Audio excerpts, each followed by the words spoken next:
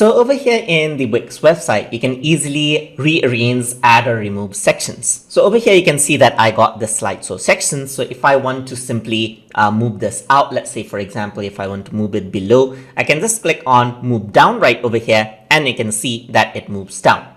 You can do this with all of the sections right here. So you can move down and you can see that it moves down right over here. You can also move this up, as you can see right over here, to change its place.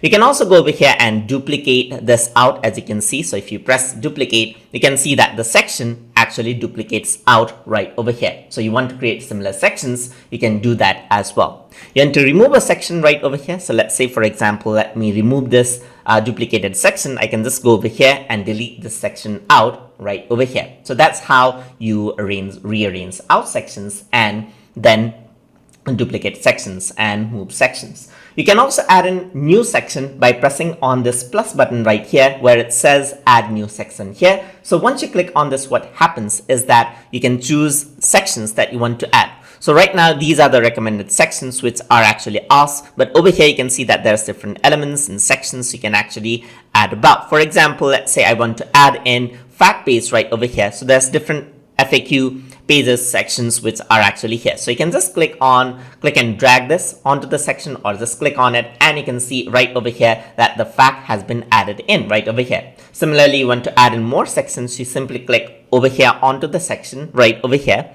and then there's like lists. Let's say, for example, a list section right over here, simply click on it and that section will be added right over there, just like that. So that's how you can add, like, arrange out sections, add, remove, duplicate, and arrange out sections inside of Wix ADI. So hope you guys learned something as always. And as always, please like, comment, share, and subscribe.